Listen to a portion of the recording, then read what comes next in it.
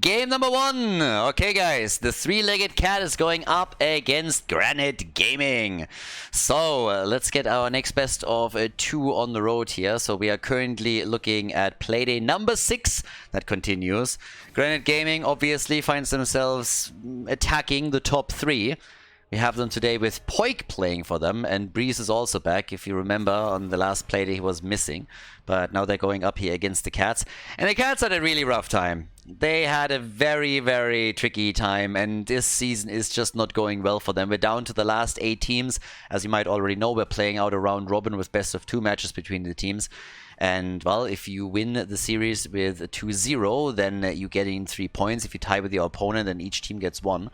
But the top 3 will directly qualify after the round robin is all played out for the offline final in Paris. So yeah, that's the play here. But again, we have for our first game, we have Lucio banned out, and we got also Garrosh eliminated. And, well, Hanzo and Lulnara. So honestly, not really the heroes that I would have been worried about when I'm playing against Granit Gaming. When I look over at what we're getting here from Breeze, from Smexy, Wooby, there's a lot of different heroes that I would think about banning, but Hanzo and Lunara wouldn't be that high on my list. Now, Marcus Lunara is solid and Hanzo's great on the map, so from a macro level you can at least understand the Hanzo ban, or from meta level, but yeah, it's kind of... like, I don't know, I would have been afraid of different stuff. Breeze could, for example, pick his ETC here. It's one of his go-to for Battlefield of Eternity because he can stun opponents easily into the immortal stuns. So that is definitely an option for them. But we've had, first of all, we got Blaze for Khaldor, we got Malfurion as the follow-up here, so stuns into roots are now possible. And with Li Ming, I don't think that Smexy wants to play Ana. I don't think that Smexy is sitting here as like, yeah, I'm supporting you. I'm going to give you that nano boost. Smexy is going to be sitting there saying like, I play my Karazim. As usual. And we get Azarite on Vala. Okay. Poik sitting there. Being like, alright. So you nano boost me. And Smexy is like, good one, bro. Good one. Karazim is still open. Screw you. I'm going to get my boy. I'm going to punch people. He's going to get to a point where people are starting to ban Karazim against them. Like, he had multiple damage battles already with others, so yeah. Yeah, Poik and Li Ming. Now, the only question, of course, is he nervous today? I mean, if Poik is nervous... but, we'll see. Nervous Poik, yes or no? Now, Wooby and Breeze. For Wooby... I mean, Space Goat easily if they want to. Tracer gets banned. Yeah. Yeah, Johan and Dracula were always the ones that are lately shifting their main tank roles depending on the map and their playstyle back and forth. So that's something to also keep a bit in mind. That they are definitely experimenting a bit with who plays which hero in which role on which map. I don't think there is a clean distinction yet. But Johan going for Genji, and we got Sylvanas played by Herath now. So the question for Breeze, is he going to go for his ETC, or are we going to see something completely different here for him? I mean, if not ETC, then Tyrael might also be an option for him. He played him a lot, but Battlefield of Eternity is usually not the go-to map for that. We go for Nubarak, okay, so different style. One of his top 3 heroes for sure, or top 4 heroes, but still not something he plays that much here. Could go for Urel together with it, and there she is. The Space Goat locked in. And Dracula. Final pick. Let's go. Yeah, the blue team, they still need a main tank. Muradin is up, so he could go for the Dwarf here. Stormbolt into Blaze Stun, Malfurion Root. Sylvanas, if you win an objective, you can definitely push with that. And here we go. Battlefield of Eternity. Muradin is the pick, guys. It is the Cats against Granit Gaming. Let's head straight into map number 1 to find out which one of the teams takes the lead and to find out if Poik is nervous today. So, let's go. The Cats against Granit Gaming on the left side. We got Drak here for the blue team with Muradin. Herath on Sylvanas. Captain Rex on Malfurion. Khaldor with Blaze and Johan on Genji. As over on the right side, it's Poik on Li Ming, Azerite on Vala, Smexy, of course, on Karazim, Wooby and Urel, and Breeze on Anubarak. And Azerite starts us off with an arrow build for Battlefield. Okay.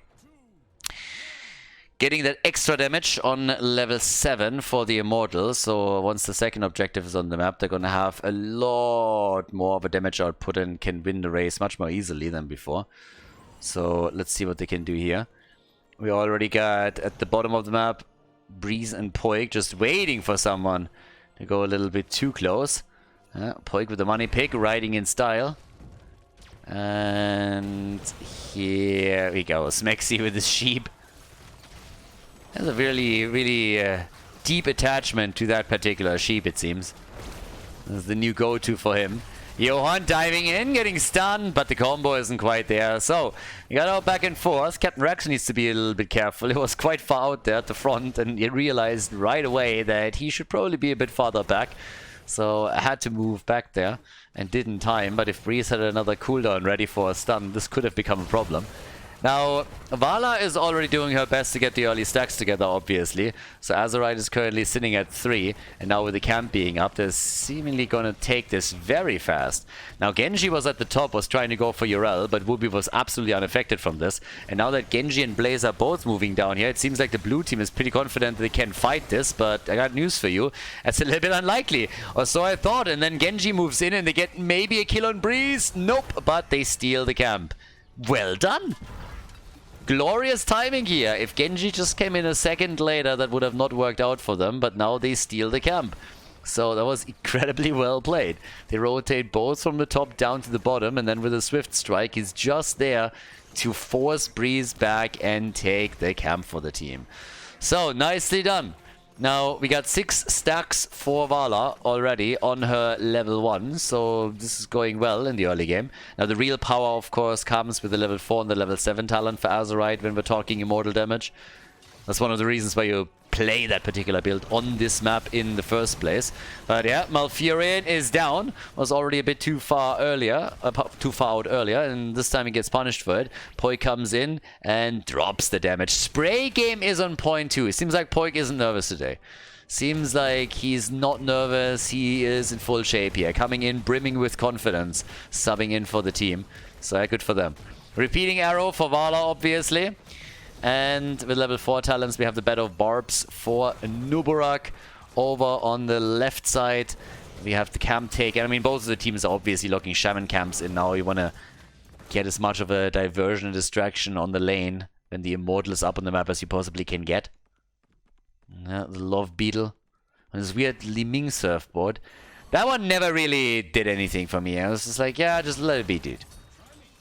But yeah, so Genji needs a bit of healing. Vala might need some as well. They really want that kill, and they get it. Azerite is dead, but they get the counter kill. Look at Poik just jumping on these opportunities to get kills in. Breeze with the stun, and then Poik is ready to finish what the rest of the team started. Lands the combo and drops Genji. Easy hits right there. Now, we have already a bit of poking happening, and Vala at least is on 8 stacks. She might have died, but she got another set of stacks there. They're defending at the top. And Smex is just everywhere punching people out. The entire time. So yeah, one hit after another. Whereas down here, the combos are being unleashed by Li Ming. And tries for another one. They already have them close to the halftime show, but of course we see a similar battle happening just a bit further above. It is a victory for the red team thus far. So, at least for the halftime show, they're looking good. Can they win the entire thing? That's a different question. Wooby is trying to buy them a bit of time. Sylvanas is the only one attacking here. And the combos are still coming out. Malfurion again the target. But this time he moves out of Li Ming's combo range. A good route against the Nubarak, and they're trying to go for a Breeze. Even Genji was moving in for it, but couldn't quite get it. They have to burn this down very, very quickly now if they want to have a shot here, because Sylvanas is doing good work on the left. They might win this now. They might really win this. It's so much that Smexy decides that he needs to distract Sylvanas a little bit, and he does that very successfully by killing her nearly. Yeah, careful, girl. That could have been a problem. That could have really been a kill even. But seems like the objective is eventually being taken by Granit Gaming. They're getting real close here. And I say that, but Anubarak dies, and so does Sylvanas. That's how you stop her from getting the objective. You just take her down. They did the same thing to Vala and to Uraldo. So now we have 4 kills to 3 in favor of the Cats. But Granit Gaming, they got their... well, they're immortal. And can maybe push with that a bit. Shield isn't great, but they have both level 7 now, of course. And as you can see, it's Monster Hunter, of course, on level 7. So now when we're heading into the second objective, they have a much, much better damage output for sure. So that's definitely something that they can do. Alright, another kill. And yep, that could be maybe... This is a lot more damage than I expected them to get. With Mirrodin dying, that's a lot more damage potentially. If they get the kill against Herath as well, Smexy already wants it, and he gets it. He realized that he will likely die, goes for the kill instead. Look how much damage they did to that fort. That's actually incredible. I did not think this would happen at all. And then Mirrodin dies. Now Sylvanas is down. Yes, they lost Charism in the process too, but they get even a kill on Genji. That's pretty sweet. That was very, very good now. Malfurion dead. I mean, way more than I expected them to get here. And probably they themselves didn't think that they could do this much damage. But they've all of a sudden taken the lead in kills, in experience, and obviously in structures now with the fort destroyed. So, good job by Granit Gaming. 18 stacks also for Vala. Azerite is going to have a good time on the next objective. With the repeating arrow on his level 7, he's going to get a lot of damage on that Immortal and will nearly single-handed. If they just keep him on the Immortal, he's going to do a lot of damage there. Now we got level 10 already in. A 7-sided strike now. Liming, of course, doesn't have to go into this integrate because Anubarak is playing on her team.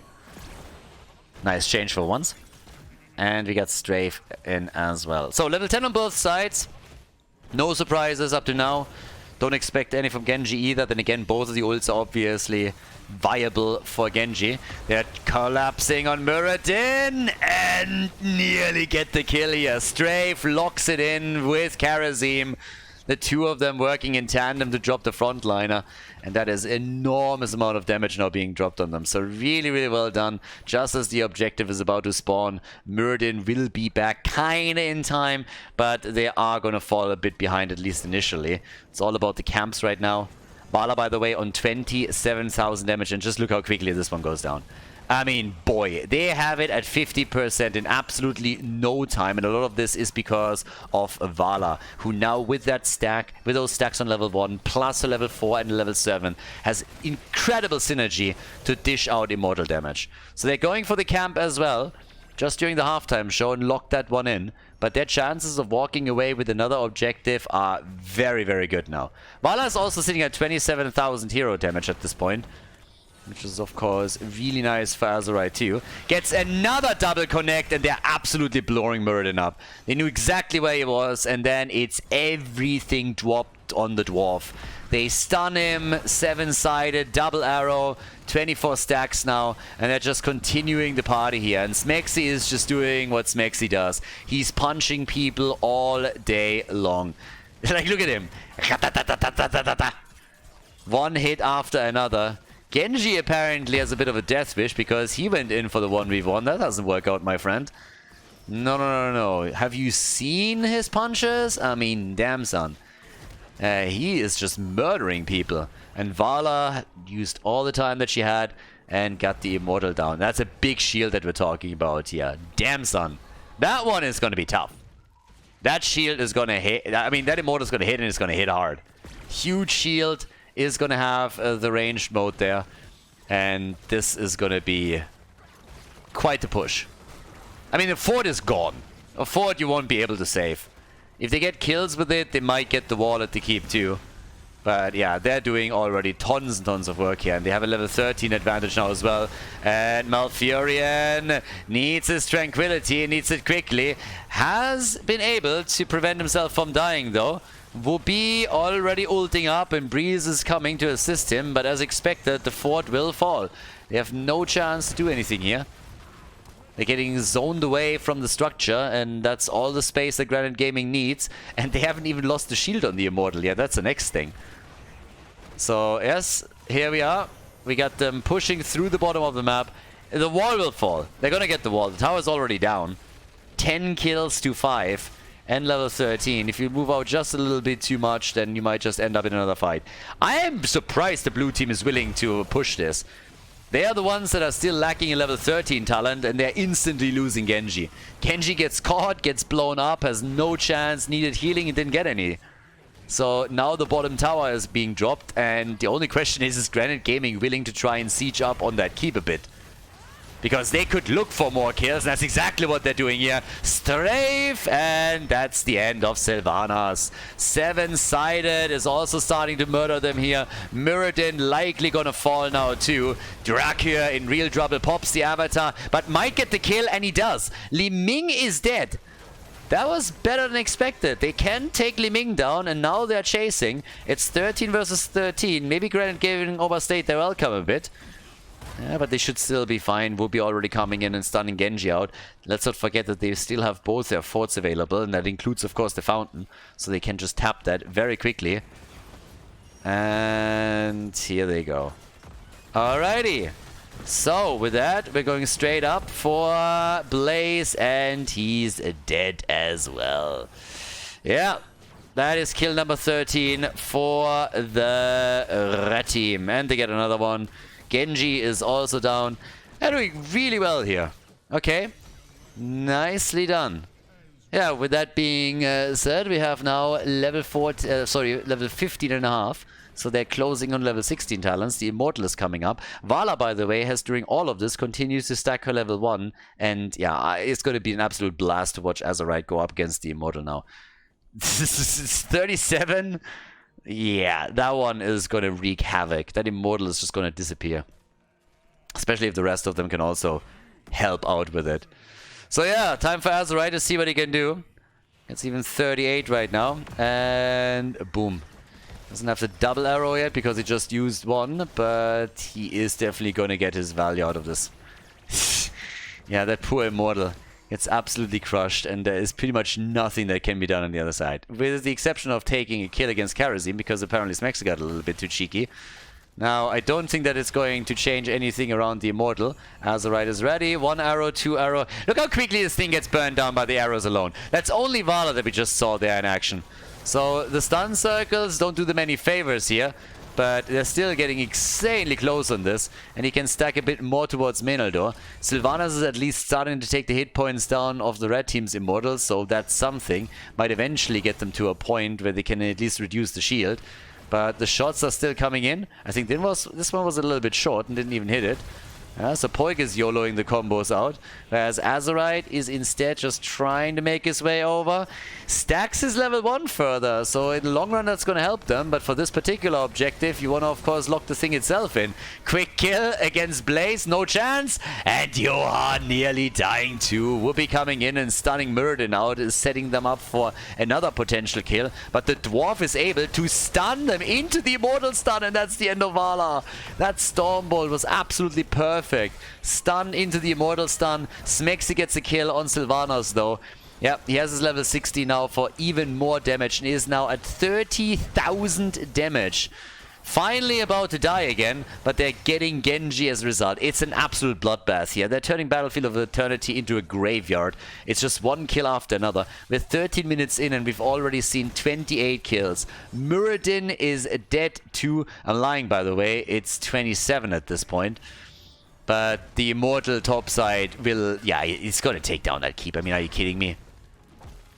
Absolute devastating from the perspective of the Cats here. Game number 1, totally not going their way. They haven't taken the fort down yet, and they're already losing the keep. And they will lose a few points on the core. I don't think they can do anything about that. Now, well, maybe it's only the shield.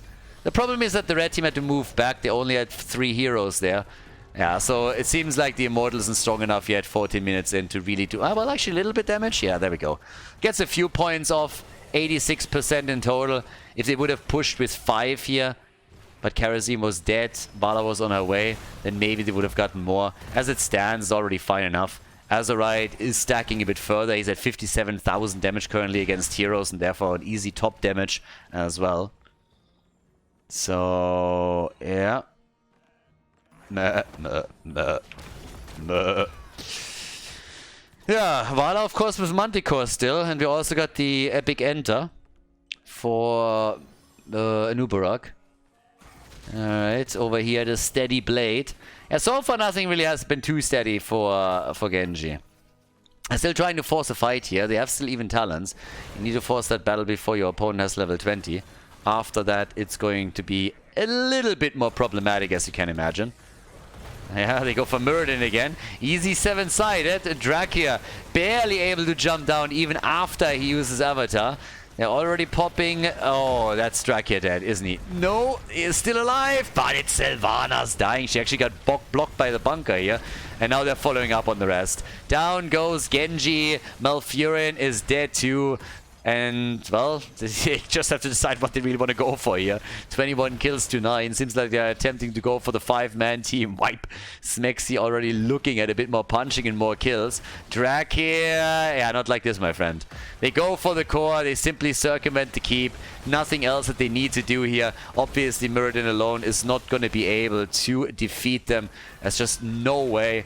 They make the move. Try to go for the kill. Down goes Muradin, and that, ladies and gentlemen, is game number 1, a 5-man wipe. As Granit Gaming locks in the victory on BOE and takes the lead in this best of 2 series. GG, and well played. Before we head into game number 2, make sure that you subscribe to the channel if you haven't done it yet, so you don't miss out on any future content here on Khaldor TV. Towers of Doom, map number 2. Here we are with Granit Gaming in the lead against the Cats. They went into map number 1 and they cut another leg of that cat off. So now it's just dancing on 2 legs. That was maybe a little bit too morbid. I actually don't know where 3-legged cat comes from. Like, is that some kind of meme that I don't know about? Like, I have no clue. Absolutely no clue. The meme factory these days on Twitter, by the way, is just delicious. It is funny as hell. So AOC was railing again about like millionaires or whatever, and Elon sent underneath the tweet and said like, "Stop flirting with me, I'm shy." And boy, did that spark an amount of memes. Fuck me. It's like, it's just, it has everything. People busted out Photoshop and went at it. So yeah, the meme factory is definitely churning them out these days, no matter what happens. I mean, one after another. I was laughing my ass off like all day long. It was glorious. But yeah, so maybe the 3-legged cat has some kind of background. Maybe, like, I don't know. I don't know what that 3-legged cat does. I don't know where that cat lost its 4th leg. And also doesn't make any sense to me in like trying to, you know, like think about, okay, how many members are on a team. Should be a 5-legged cat, if anything. So yeah, maybe you include the tail. I mean, whatever it is, they are behind. They've lost one, right? So, and here in Towers of Doom, they have a chance to bring it back, lock 1 point in, and then get a point for the leaderboard too, since they're not really looking all that great at the bottom of the standings. For Granit Gaming, of course, if they lock in another 3 points, they will more and more attack the top. So that's one thing. Yeah, Blaze is a first pick right away on Towers of Doom. We got... Oh, Urel and Lunara. Okay. Urel and Lunara is in. Yeah, they banned Lunara actually on the first map against them, but this time they went for a couple of the globals here, which I can totally understand. You don't want to give an experienced team like Granit Gaming this much macro power. Didn't matter that much on Battlefield of Eternity, but now that we're on Towers of Doom, getting rid of the Haka is definitely nice. Okay.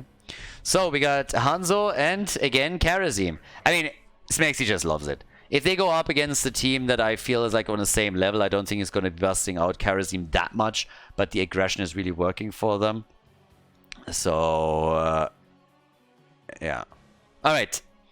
Let's have a little bit of a look of what's going on here on the ban side. We have only Poik and Breeze left, and they are banning Poik's Tracer. I mean, Poik doesn't seem nervous today. He didn't look nervous at all on the last map, so good for him. No nervous Poik today, and well, then you gotta ban his Tracer. Can't let that through, right? Now, obviously, anything that is mobile and can dish out damage is good in his hands.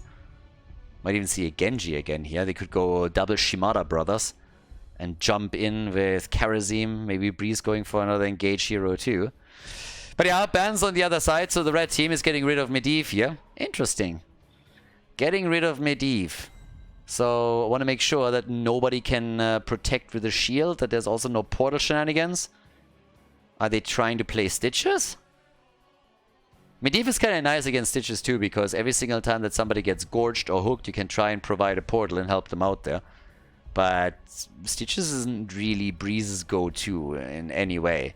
If anything, I would have maybe even expected him to get Tyrael again here, so that's another one that he could possibly take. Dracula and Nuburak, and we got Rhaegar, so they engage with the Nuburak and Yrel, Space Goat and Beetle. Plus, yeah, Johann again. I mean, potentially once more with Genji, but there's Diablo and Maiev. Yeah, that's a nasty one. Breeze's Diablo is just crazy. And then you get Maiev, you got Karazim, you got Blaze on top of that. So, here we go. Okay. And the last pick. What's it gonna be? Johann. He has to come through for the team here with damage. Yeah, good luck against that lineup. If you're getting close enough to Diablo or Maiev that they can't get a hold of you, you're gonna be in trouble. But it is Hogga in an attempt to turn this series around and at least get 1 point for the scoreboard. So let's go, everybody. Towers of Doom between Granit Gaming and the Cats. Here we go. Map number 2. The Cats with Dracula on Nuburak. We got Captain Rex on Rhaegar. We got Johann on Hogga, Hiraeth on Lunara, and Maneldor on Yrel. Over on the right side of the map, it is Whoopi on Blaze. We got Smexy on Karazim, Poik on Maiev, Breeze playing Diablo, and Azerite is playing Hanzo.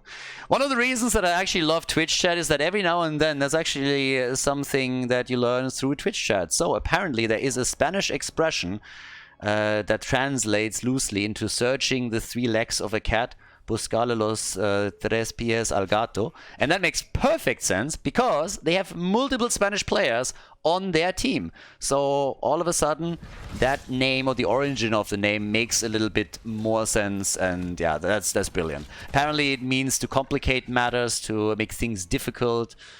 And that explains a lot. I was always thinking, like, why cats with 3 legs? That sounds a little bit morbid. I mean, the poor cat, for crying out loud, right?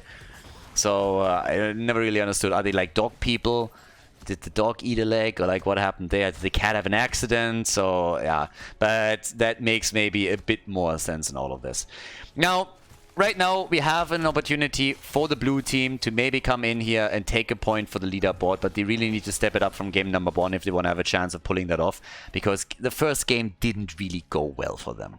So right now, we have still, with Breeze on ETC, a lot of potential aggression. And honestly, if I was on the blue team, I would be fucking terrified. I mean, ask Fan at some point what he thinks about Breeze's ETC, and he can tell you a story or two. Breeze one-shotting him on Tracer time and time again. Like, literally one-shotting him. But Whoopi seems to be the first one to get shot in this game. So Blaze is down. Yrel with a quick mace to the face, and Blaze didn't like that. That little invade over on the left side didn't really work well for the team on the right side of the map. So the camp is going to be taken. But I still expect a lot of aggression from Granit Gaming throughout this game. If you're running Diablo, you're running, I mean, Karazim again. Think about how Smexy played game number 1, for example. And then on top of that, you have a Maiev too. Yeah, that is going to be pretty nasty. And Poik had a great showing on his mage, but now he's obviously a bit heavier on the front line, trying to take them out here. We got, with level 4, also the Earth Living Enchant again for Rhaegar. Incendiary Gauntlets. And both teams just at the bot lane, getting a little bit more aggressive here with those camps that were just locked in a second ago. I'm trying to see what they can do with this. So, level 1, we got the Soul Shield for Diablo. And Smexy with the Earth Ally again. Alright, so 1 kill to 0. It's all that we saw so far. A bit of structural damage, nothing crazy. Breeze using one of the minions again to dive out and get close enough to flip somebody into the rest of the team. Didn't quite work out. It's honestly a pretty normal move these days to do that, but the first time that it happened, it was just absolutely insane. I still remember that.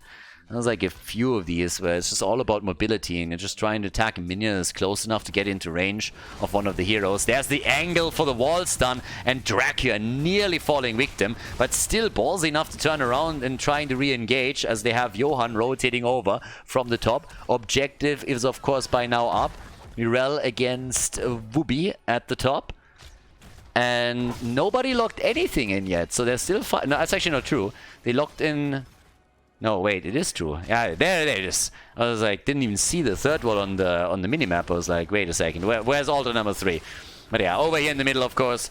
So we still have them fighting for all of the altars, and apparently Azerite is he gonna be able to lock it in? Yes, no, he got it. He actually got it. Good for him. So the first one is locked in here. They got level 7 talents now as well. So that gives them an even bigger lead. And Wubi is still dancing around the top left with Meneldor and with Johan, as they are apparently looking for 40 to 0. Okay.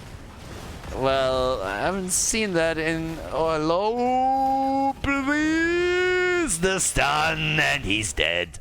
Diablo is down. That's the end of it. Easily done. Alrighty. So, Smexy.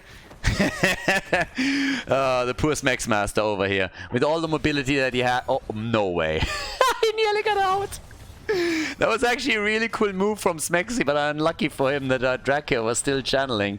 So abandoned that, and then it's of course the end of Karazim. The shots get fired regardless, so we have 32 against 36. 2 of the altars went over to Granit Gaming. Yeah, but I really like how they played this one. Really, really like it.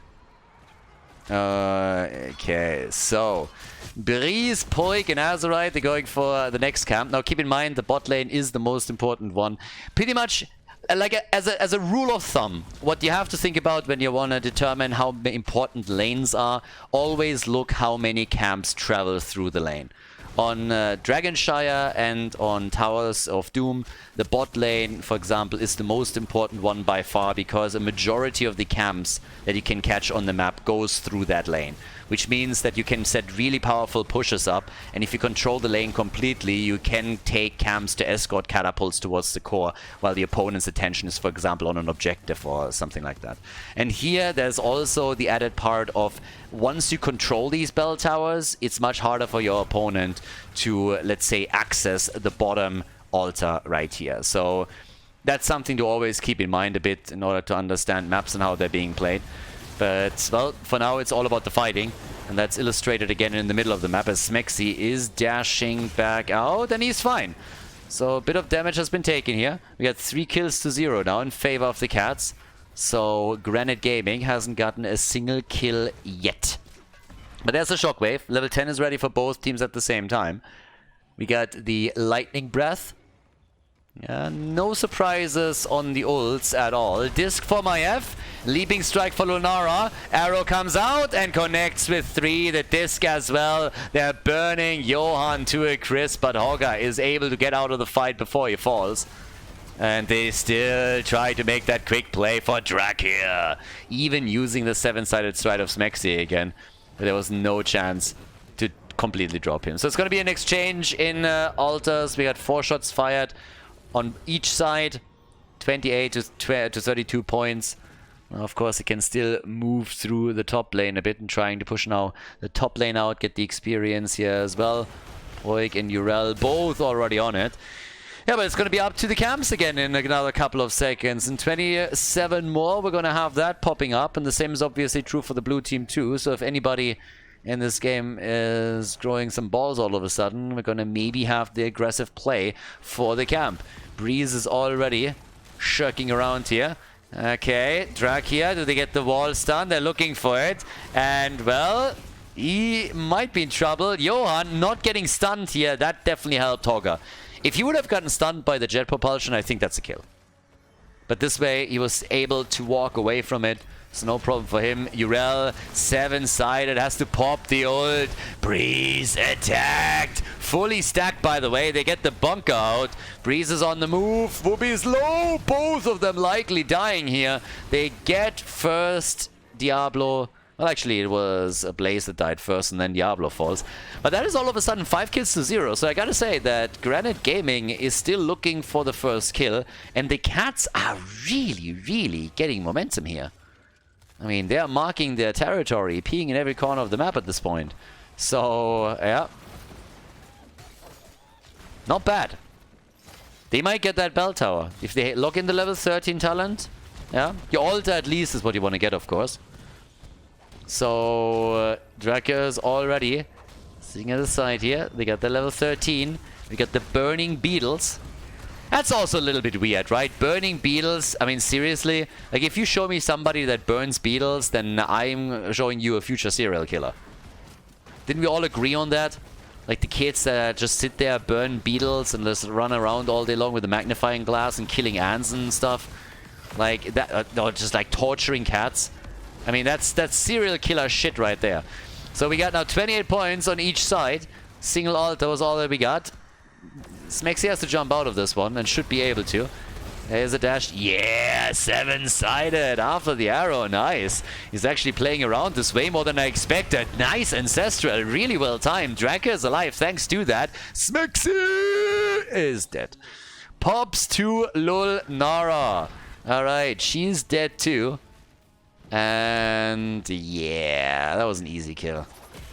Disc. Just stopping them from moving topside so that there's a bit more damage on the bell tower. But they're still waiting for their first kill. It's 6 kills to 0 now. Smexy dying again. And it's starting to become problematic. Because, I mean, there is one saving grace. And that is that we still have even experience. Should probably add that too. The kills obviously matter a little bit here. The more heroes you can kill, the more time you have on the map to do whatever you want. Taking a couple of camps, for example, pushing the lanes out, taking control of vision. But in regards to the experience, there's not a big lead here. And that means a lot right now. If they would have already established a half-level lead or taken some of the structures down, that's a different story. So despite the fact that Granit Gaming hasn't killed anything yet, they can still try and come back into this. I mean, look at the difference in minion experience. That's playing a huge role here. One of the reasons is that Blaze has been part of the rotation between mid and top a lot, whereas Urel has been more involved in fights. So that plays quite a bit of a role. But either way, now that we are slowly heading towards level 15 on both sides and we have another solo altar spawning, this is really where the red team has to slowly start to bring it. And they need to close this gap. So killing a couple of heroes would definitely help with that. But yeah, let's see if they can pull that off. For now, they're already moving to the top, trying to force maybe an ult out of Lunara. That is, sorry, out of Urel. That it's so far not work. But they're dancing around the altar here. And level 16 for the Cats should lock that in for them. I don't think that Granit Gaming will fight against the level 16 talent if they can avoid it. Don't think they're going to do that. So, yeah, Lulnara, Bambi is already jumping over. The tether couldn't reach her. The arrow, no!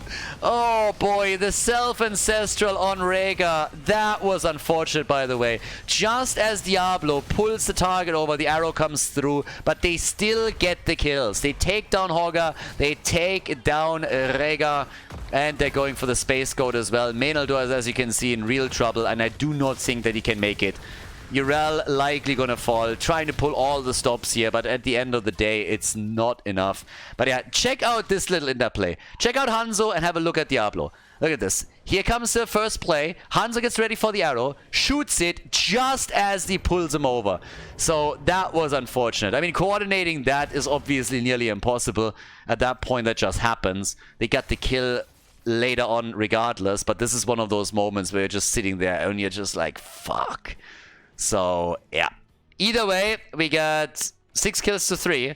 A level lead by now for Granit Gaming. And this is really one thing, I mean, I can show you the experience distribution again. Just look how quickly they caught up in that, because those late game kills just are so much more impactful because of the higher level of the heroes. And now they're continuing with it. And Nubarak dies, Azerite will fall, but they're also taking Bambi down. And Azerite doesn't even die because Mexi gets his cooldown back up on the heal and can save Hanzo. So now it's 5 kills to 6. They've taken more than a level lead over the opponent. And they are, of course, running that momentum train. I mean, boy, Hogga is doomed over here. He gets absolutely blown to pieces. No chance for him. And after they've already severely damaged the forts or the bell towers in the middle and the top lane, they're now focusing fully on the one at the bottom and are going to take it down. So yeah, nicely done. Really, really well done. That's an insane amount of momentum that Granit Gaming is now using here. So at this point, we have 6 kills to 6, and they are taking full control. It's a triple altar phase that is coming up. That just makes matters worse. Because if you're now losing that bell tower here in the middle as well, we're talking about 6 bell towers to 2. And that's a disaster. If they can kill a few heroes now, that's a different story. But it doesn't seem like it. It seems way more likely that Smexy is at some point going to get a kill on Drakir, for example. But yeah, either way. So Urel is already pushing back the top lane because we had Maya focusing on that immediately. But now they can start going for these channels. 2 at the bottom of the map, trying to lock this one in. Diablo's at the top right. Of course, with the vision at the bot lane, they're now not only trying to go for the kill against Johan, but they're also trying to go for the top control. They get that insane. Even the barrage has started. Look at this. Shots fired all over the place. Now we have Urel and Hogga both taken apart, and they're getting another channel. That's another 6 shots fired. They're going to have them down to 10 points in no time. Whoopi dies, but they might not even get this one. Depends a little bit on how quickly Hanzo is going to be there. Yeah, no, he interrupted before the cocoon. Interrupted before the cocoon, and he cannot get the channel through. Oh boy, oh my god, they're in deep shit now. Yeah, this could be game. If they take the altar and the boss, it's over. If they take the altar and they take the bell tower, it's also over. So there's multiple ways for them to win the game now, and killing Rhaegar is a fantastic start. Rhaegar is dead. 20 is in. And this is an absolute nightmare right now. Oh god, Drakir! Smexy! He gets the heal. And they're just going for the bell tower. They're just going for the bell tower. They have to reclaim the middle or the top. They need to reclaim one of them. Oh, this is game. They need to reclaim it quickly. Here it is. Now they can go for the channel, and they will. The barrage starts, 1 shot fired. I think they're going to get a second one. Great arrow. That slows them down long enough. Guys, this is game. This is game. Shots are fired, and this is all she wrote. The last shot traversing the map, and we have a 2-0 victory for Granit Gaming against the 3-legged cat. GG. Well played.